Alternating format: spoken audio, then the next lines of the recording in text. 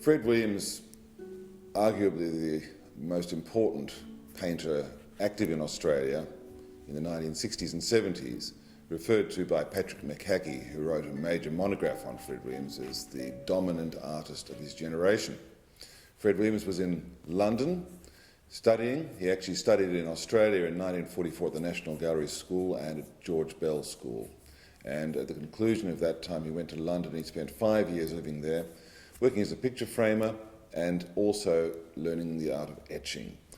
So that by the time he arrived back in Australia in 1956, he was as thoroughly trained and versed in international art as you can imagine, as he would want to have been.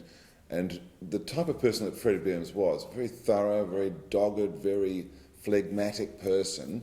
You can imagine him having absorbed everything that he could while he was away.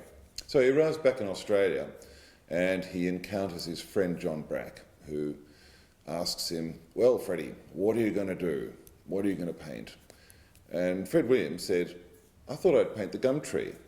And Brack, who was fairly rigorous in his approach to art, also rejoined, "You can't do that, everyone's done that." And Fred Williams said, "No, I'm going to do just that. I'm going to paint the gum tree."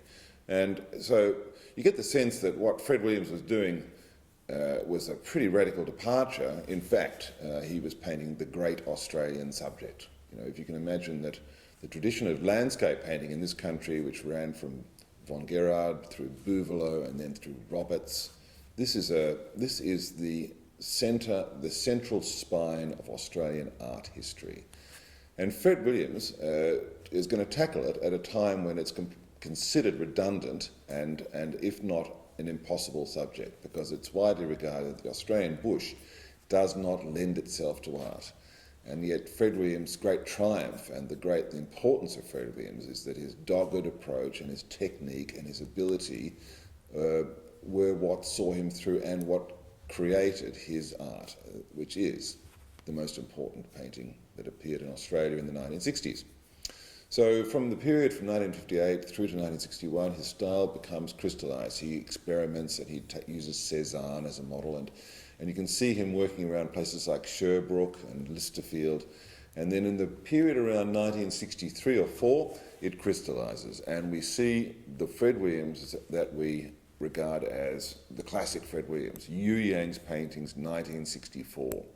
But having achieved this, having achieved the classic Fred Williams painting, he doesn't stop. He continues this kind of surging development of his work, and so we see experimental phases going through till the end of the 1960s, culminating in the painting which we have in our auction, 1969's The Australian Landscape. Interestingly enough, instead of being Sherbrooke or Listerfield or Yu Yang's or one of the classic Australian subjects associated with Fred Williams, it's called simply Australian Landscape.